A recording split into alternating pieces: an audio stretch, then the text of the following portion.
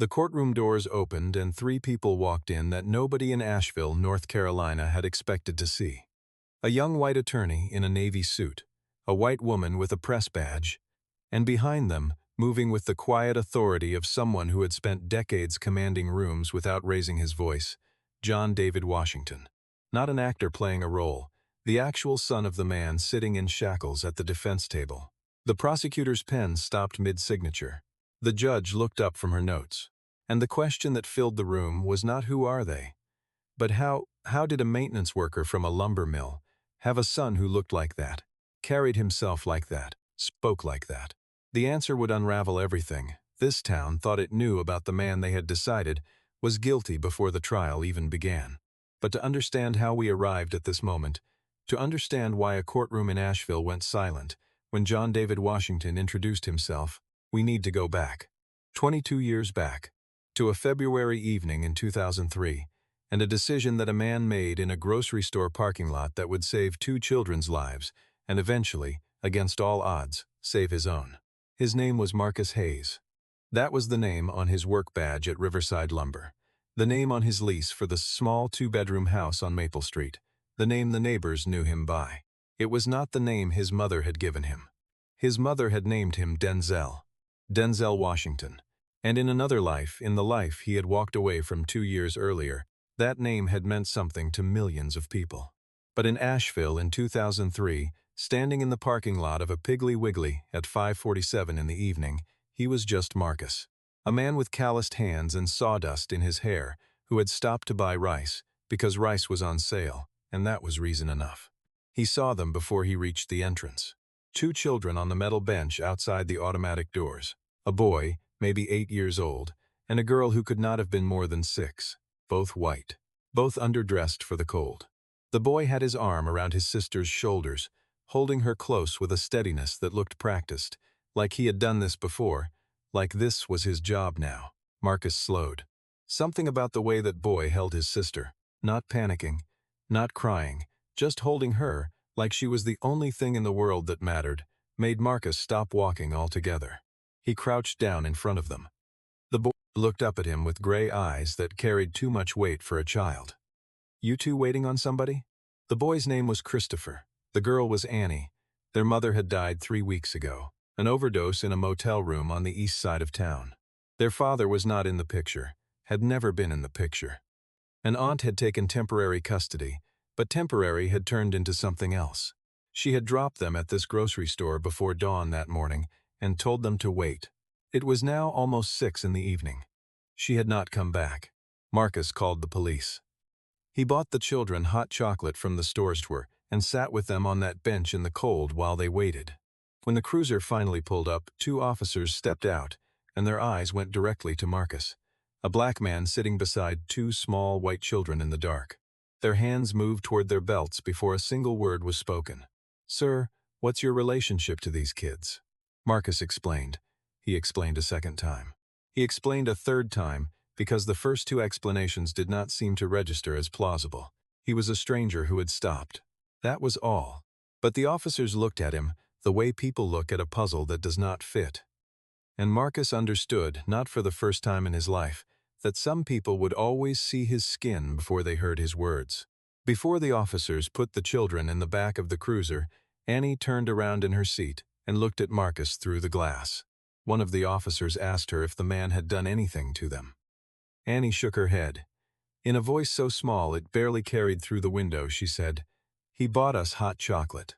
It was the first sentence she had spoken all day. That should have been the end of it. Marcus went home. He went to work. He came home again. The rhythm of his days continued. But something had changed. He kept thinking about Christopher's arm around Annie. He kept thinking about Annie's voice through the glass. 2 months passed. Then Marcus heard through someone at church, a woman who worked at the county office, that Christopher and Annie had been moved through 4 foster homes in 9 weeks. No family wanted both of them. Christopher refused to be separated from his sister. Every time a placement tried to take just one, Christopher would shut down completely. Wouldn't eat, wouldn't speak, wouldn't move from the front door. So they kept getting sent back, and the file kept getting thicker, and the kids kept getting shuffled, like cards nobody wanted to deal. Marcus filed the adoption paperwork on a Tuesday morning before his shift at the mill. The reactions came fast. The social worker assigned to his case, a white woman in her 50s named Patricia, looked at him across her desk with an expression that was trying very hard to be neutral. "Mr. Hayes, you understand that these children are, well, they're Caucasian. You're aware of that?" Marcus looked back at her. "I'm aware, and you're a single man. Living alone." She glanced at the file. "On Maple Street. I know where I live." The family court judge ordered 4 home inspections instead of the standard one. Marcus's neighbors, good people, people who had known him for 2 years, pulled him aside after church. "Marcus, you're bringing trouble into your house. A black man raising 2 white kids in this town? You're painting a target on your back." Marcus heard them. He understood them. He filed the next round of paperwork anyway. It took 7 months. 7 months of interviews and background checks and home visits and questions that circled the same suspicion dressed up in different words. But on a bright morning in September of 2003, a judge signed the papers. Marcus Hayes became the legal father of Christopher and Annie. That first night, Marcus set up the spare bedroom with 2 small beds, a nightlight shaped like a crescent moon, and a bookshelf he had built himself the weekend before. Annie fell asleep within minutes. The deep, instant sleep of a child who finally feels safe. But Christopher lay awake, staring at the ceiling, his body rigid under the covers. Marcus checked on them before bed. He stood in the doorway. Christopher's eyes found his in the dark. "Are you going to leave?" Christopher's voice was flat, not sad, matter of fact. Like he was asking about the weather. Marcus did not answer with words. He pulled the chair from the corner of the room and set it beside Christopher's bed. He sat down. He stayed there the entire night. When Christopher woke the next morning, Marcus was still in that chair, his head tilted back, asleep but present. Something in Christopher's gray eyes shifted. Just slightly. Like a door that had been locked for a very long time cracking open by a fraction of an inch. The years that followed were not easy. A black father raising 2 white children in a small North Carolina town. That sentence made people uncomfortable, no matter which side of the color line they stood on. Christopher got called names at school. Kids whose parents had taught them to see difference before they saw people. Annie came home crying more than once, because someone had asked why her dad was black and she was white, and she did not have an answer that made sense to a 7-year-old. But Marcus showed up. Every single day. He taught Christopher how to change a tire and throw a curveball. He took Annie to art museums in Charlotte on Saturdays and let her stand in front of paintings for as long as she wanted without rushing her. He never explained himself to anyone, never defended his choices. He simply loved them the way a father loves children, fully, without condition, without apology. By the time Christopher was 12, he had stopped flinching when classmates made jokes. By the time Annie was 10, she had started drawing pictures of their family and labeling them us without hesitation. And by the time they were both teenagers, they had learned something that most people never learn at all. That family is not about blood. It's about who shows up, who stays, who chooses you when the world says you don't belong together. Marcus had chosen them, and they had chosen him back. The small house on Maple Street became the place their friends wanted to be. Not because it was big or fancy, but because it felt like the kind of home where you could exist without having to explain yourself. In 2015, Christopher graduated high school with honors and a full scholarship to UNC Chapel Hill. In 2017, Annie followed with a scholarship to NC State for journalism. Marcus stood in the audience at both graduations with his phone out, taking videos he would watch later when the house got too quiet. People around him in the bleachers leaned over to congratulate him. "You must be so proud," and he was. But what he felt most was relief. Relief that 2 children who had been sitting on a cold bench outside a grocery store 12 years ago, 2 children nobody wanted, were now walking across stages with diplomas and futures. In 2019, Christopher graduated from law school. In 2021, Annie got her first job as an investigative reporter at the Asheville Citizen. And Marcus kept working 3rd shift at Riverside Lumber, the same job he had been working since 2001. The same job nobody questioned because nobody in Asheville knew to ask why a man who moved with the kind of quiet confidence that Marcus carried would choose to work a job like that. They did not ask because they did not see him. Not really. They saw a black man in work boots. That was enough. What they did not see was the phone calls Marcus made twice a month to a financial manager in Los Angeles named Robert Chen. What they did not see was the foundation Marcus had been funding anonymously for 18 years. A foundation that paid for after-school programs and medical bills and college scholarships for kids in North Carolina who looked like Christopher and Annie, and kids who looked like Marcus, and kids who looked like nobody in particular but needed help anyway. What they did not see was the man who had walked away from a life most people would kill for because that life had started to feel like a performance, and he wanted to remember what it felt like to be real. In the fall of 2024, Marcus noticed something wrong at the mill. Safety equipment that should have been replaced months ago was still in use. Machines that were supposed to be inspected every quarter were running without clearance. He brought it up with his supervisor, a man named Dale Carter, who told him to mind his business. Marcus did not mind his business. He filed a report with the State Labor Board, detailed, specific, with photographs. 3 weeks later, the mill's operations manager, a man named Gerald Foster, was found dead in the warehouse. A blunt force injury to the head. The police investigated. They found Marcus's employee badge had been swiped at the entrance that night. Marcus worked third shift. He was there that night. But so were 11 other people. The police needed someone. They chose Marcus. The arrest happened on a Tuesday morning. Marcus was pulling into his driveway when 2 squad cars blocked him in. The lead detective, a man named Brian Kowalski, walked up to the driver's side window and told Marcus to step out of the truck. Slowly, Marcus complied. He was handcuffed in his own driveway while neighbors watched from their porches. The local paper ran the story the next day with a photograph of Marcus being led into the station. The headline read, "Mill Worker Arrested in Brutal Killing." The article did not mention that Marcus had filed a safety complaint. It did not mention that Gerald Foster had been under investigation for financial fraud. It mentioned Marcus's race in the second sentence. The prosecutor assigned to the case was a man named Richard Brennan, late 40s, blonde hair going gray at the temples. A man who had built a career on high conviction rates and sound bites that played well on the evening news. He saw Marcus's case as a clean win. A black man with access to the crime scene, a victim who had been Marcus's superior, a motive wrapped in workplace grievance. Brennan did not need much else. He had the optics. That was enough. The trial was set for May of 2025. Christopher took a leave of absence from his law firm in Charlotte. He was not taking this case as a favor. He was taking it because the man sitting in that cell was his father. And if the system wanted to pretend Marcus was guilty, Christopher was going to make them prove it.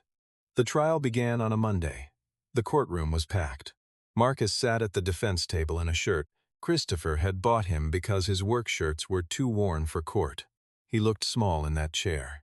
Not because he was a small man, but because the system had a way of shrinking people. Brennan opened with a statement that sounded rehearsed because it was. "Ladies and gentlemen, this case is about a man who thought he was above the rules. A man who filed a complaint, and when that complaint did not get the response he wanted, took matters into his own hands. Gerald Foster was killed because Marcus Hayes decided he knew better than everyone else. It was a clean narrative, simple, easy to follow, completely untrue. Christopher stood for the defense. He did not raise his voice. He did not perform. He spoke the way Marcus had taught him to speak, plainly, directly. My father worked at Riverside Lumber for 23 years. He showed up on time. He did his job. He helped people when they needed help. And when he saw something dangerous, something that could have killed someone, he reported it. That is not the behavior of a man planning a murder. That is the behavior of a man trying to prevent one." The first week of testimony was a blur of technical witnesses, forensic analysts, time card records, security footage that showed Marcus entering the building at 10:47 p.m. and leaving at 6:12 a.m., the same as always. But the footage did not show the warehouse floor. That camera had been broken for 6 months. Convenient. The prosecution's key witness was a man named Todd Harmon, a security guard who claimed he saw Marcus near the warehouse around 1:30 a.m., acting nervous, looking over his shoulder. Christopher cross-examined him on Thursday afternoon. "Mr. Harmon, you said you saw my client near the warehouse at 1:30 in the morning. Is that correct?" "Yes." "And you were stationed at the front gate, is that right?" "Yes." "The warehouse is 400 yards from the front gate." behind two other buildings. You're telling this court you could see a man acting nervous from 400 yards away, in the dark, through two buildings? Todd hesitated. I saw him earlier, around midnight, near the break room. So you didn't see him at the warehouse. I saw him acting suspicious. That's not what I asked. Christopher let the silence sit. The jury noticed. But it was not enough.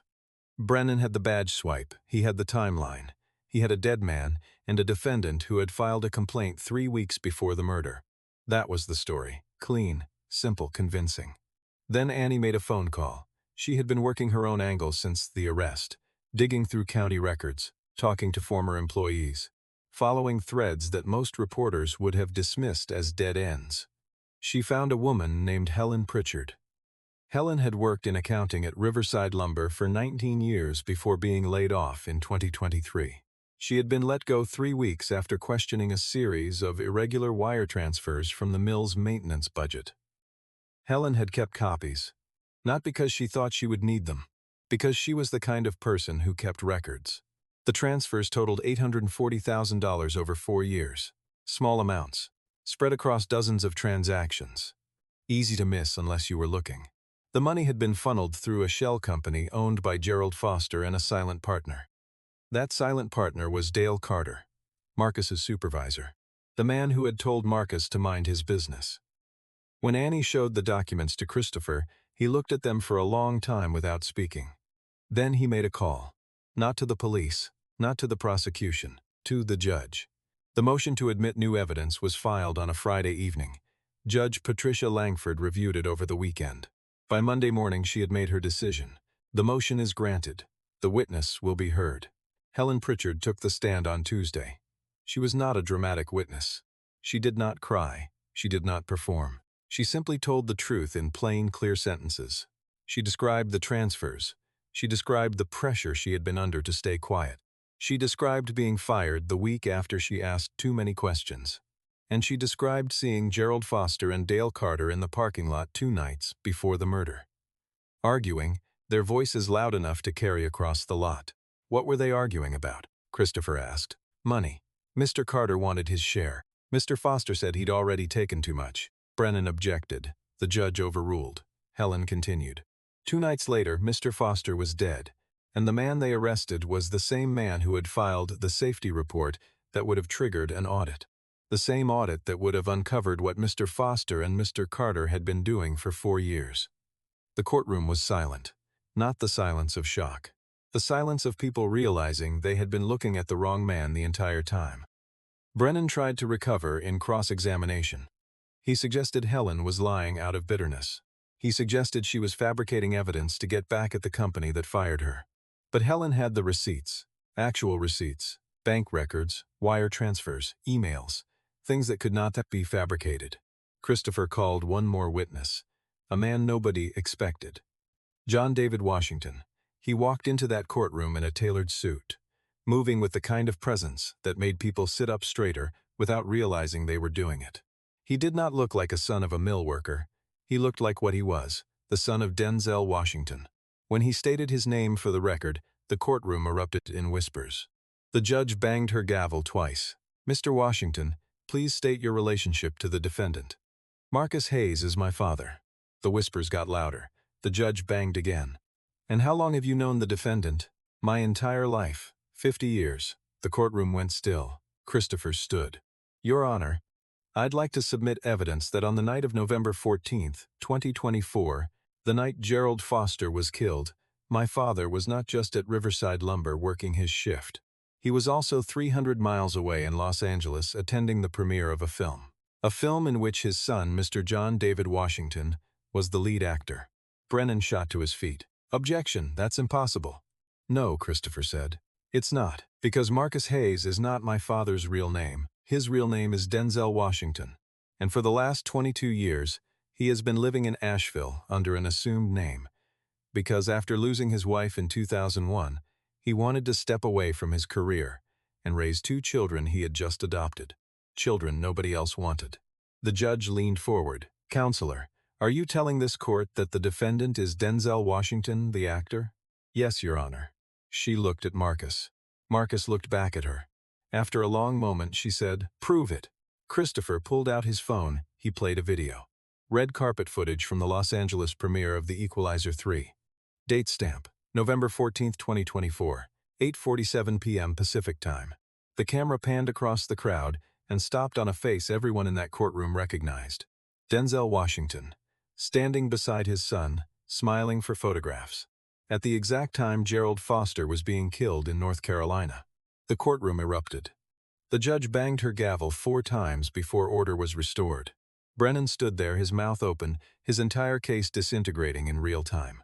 "Your Honor, we were not informed." "No," the judge said, cutting him off. "You were not informed because you did not ask. You saw a black man with a badge swipe and a complaint, and you decided that was enough." She looked at Marcus. "Mr. Washington, why did you not reveal your identity earlier?" Marcus spoke for the first time in the trial. His voice was calm, measured. The voice of a man who had been underestimated his entire life and had stopped being surprised by it. "Because I wanted to be Marcus Hayes. I wanted to be a father. I wanted to raise my kids without cameras, without pressure, without people treating them differently because of who I used to be. And when I was arrested, I thought the truth would come out. I thought the system would work. I was wrong." The judge closed her folder. "The charges are dismissed. Mr. Washington, you are free to go." The courtroom exploded. Reporters rushed for the doors. Christopher put a hand on his father's shoulder. Marcus did not move. He sat in that chair for a long moment, his eyes closed, his hands flat on the table. Then he stood, slowly, and he looked at his son, and at Annie, who was standing in the gallery with tears running down her face, and he said the only thing that mattered: "Thank you." 3 hours later, the story broke. Every major news network in the country ran it. Denzel Washington, one of the most famous actors in the world, had been living in secret in Asheville, North Carolina for 22 years, raising 2 children under an assumed name, and had been falsely accused of murder. The reaction was immediate. The governor of North Carolina called for an investigation into the Asheville Police Department. The Riverside lumber mill was raided by federal agents. Dale Carter was arrested within 48 hours. Bank records confirmed he had been the silent partner in Gerald Foster's embezzlement scheme. Security footage from a gas station 2 miles from the mill showed Dale's truck leaving the area at 2:17 a.m. on the night of the murder. Dale Carter was charged with first-degree murder and financial fraud. He pleaded not guilty. He went to trial 8 months later and was convicted on all counts. At sentencing, the judge gave him life without parole. Richard Brennan, the prosecutor, held a press conference the day after the charges were dismissed. He stood behind a podium, his face red, his voice defensive. "We followed the evidence. We did our job. If Mr. Washington had identified himself from the beginning, none of this would have happened." A reporter in the front row raised her hand. "Mr. Brennan, are you saying it's Denzel Washington's fault that your office arrested the wrong man?" Brennan's jaw tightened. "I'm saying we were not given all the information. You had access to the same evidence the defense had. You had access to the security footage. You had access to the financial records. You chose not to look." Brennan did not answer. He walked off the stage. The North Carolina Bar Association opened an ethics investigation into his conduct. 6 months later, he was disbarred. Not for the wrongful prosecution. For suppressing evidence that could have exonerated Marcus earlier. He lost his law license. He lost his job. He lost his reputation. And in every interview he gave after that, he blamed everyone but himself. Marcus went home. The small house on Maple Street was exactly as he had left it. The porch still had the 2 rocking chairs he and Christopher had built together when Christopher was 13. The kitchen still had the drawings Annie had taped to the refrigerator when she was 7. The bookshelf in the spare bedroom still held the books he had read to them every night for years. Nothing had changed. And everything had changed. For 22 years, Marcus had been invisible. A man people passed on the street without a second glance. Now, everywhere he went, people recognized him. They wanted photographs, autographs. They wanted to tell him how brave he was, how inspiring, how incredible. He did not feel brave. He felt tired, tired of being looked at, tired of being a story. He had left Los Angeles in 2001 because he was tired of being Denzel Washington, the actor, the icon, the symbol. He had wanted to be a father. Just a father. And for 22 years, in a small house on Maple Street, he had been exactly that. Now the world wanted him back. But the world would have to wait. Because on a quiet evening in June, Marcus sat on his porch with Christopher and Annie on either side of him, and none of them said anything for a long time. They did not need to. Some things do not require words, they just require presence. When Marcus finally spoke, he said something neither of his children expected. People keep asking me why I did it, why I walked away from everything, why I adopted you two, why I stayed hidden for so long. He looked at both of them. I did it because I wanted to know what it felt like to be chosen for who I am, not what I represent. And you two, you chose me every single day.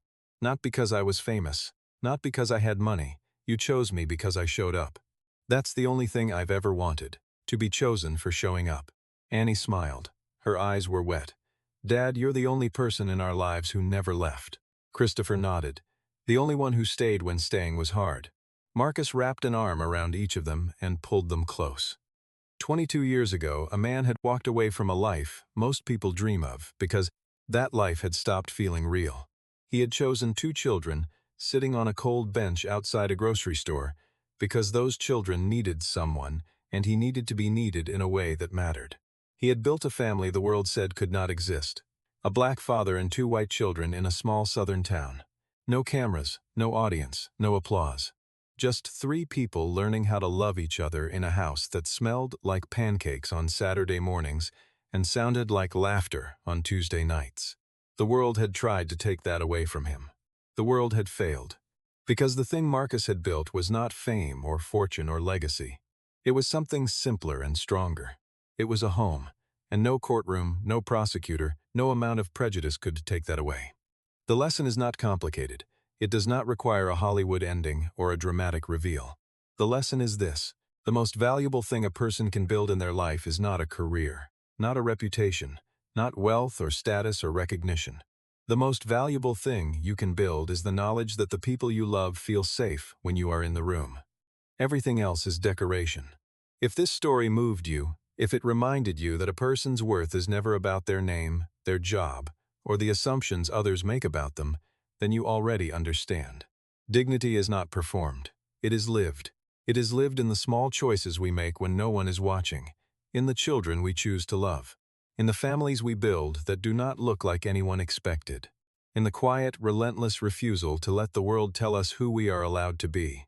Marcus Hayes, Denzel Washington, a man with 2 names and 1 unshakable truth, spent 22 years proving that the most radical thing a person can do is show up. Every single day. Without apology. Without explanation. Just showing up. And in the end, when the world tried to take him down, the family he had built was the only thing strong enough to hold him up. Not because they owed him.